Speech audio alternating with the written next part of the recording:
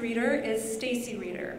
Staci is the mother of 4 children ages 5 to 11 who she raises with her husband here on the east side of Madison. She works full-time, but when she has a moment to herself, you will find her out for a run, playing soccer, taking a Spanish class, or playing on Facebook.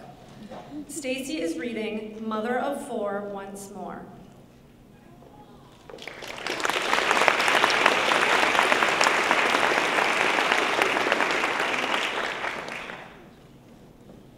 When my mom was dying, I told her that our family would be welcoming a son from Guatemala.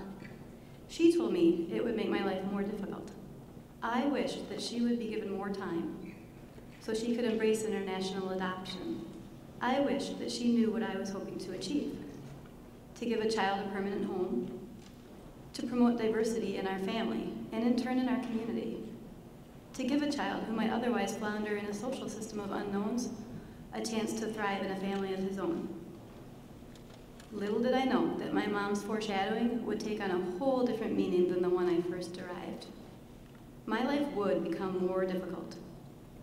Shortly after Antonio entered kindergarten, he was diagnosed with aplastic anemia. My son had a life-threatening illness that would require a bone marrow transplant for him to survive.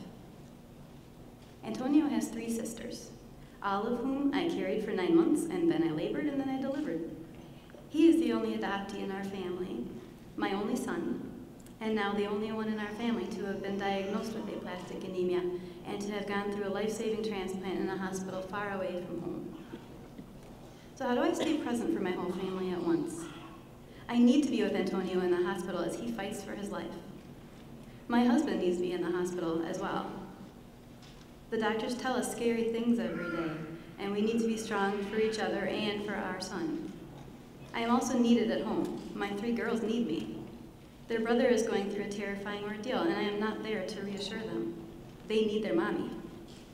Mom, I am in a concert at school. Will you be there?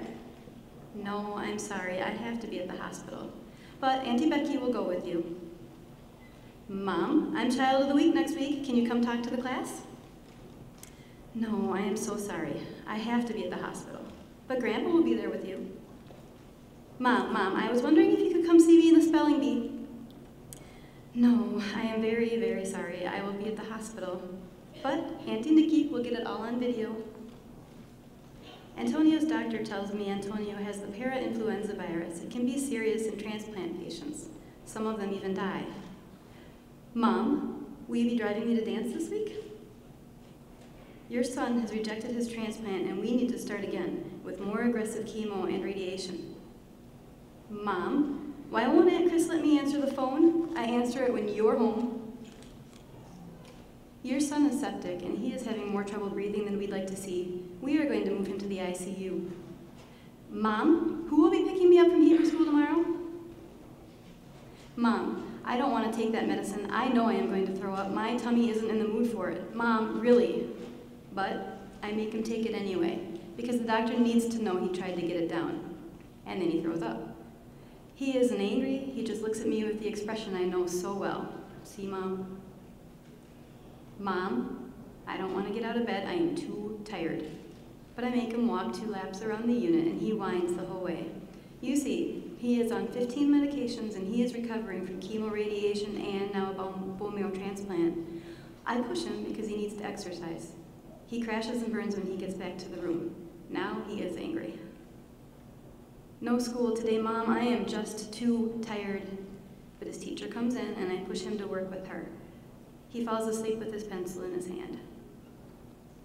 My kids are all home together now, and I am grateful for that blessing. Each of my kids has suffered various losses over the past several months, but each of them has gained new insight and compassion. My kids still fight. They leave their toys underfoot. They forget to wear their hats and mittens. They can be stubborn or self-absorbed at times because they are children, but their perspective has changed forever. They look forward to Friday nights because we don't have any scheduled activities and we're usually home together.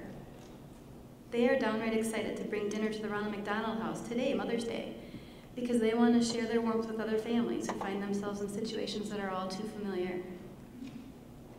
While they are evolving and growing, so am I. I am getting used to my new role as the mother of 4. I have been in that role before, of course. But it is different now, and not just because I am hanging IVs when my son goes to bed, or pushing medication through his PICC line, or drawing up medications on oral syringes.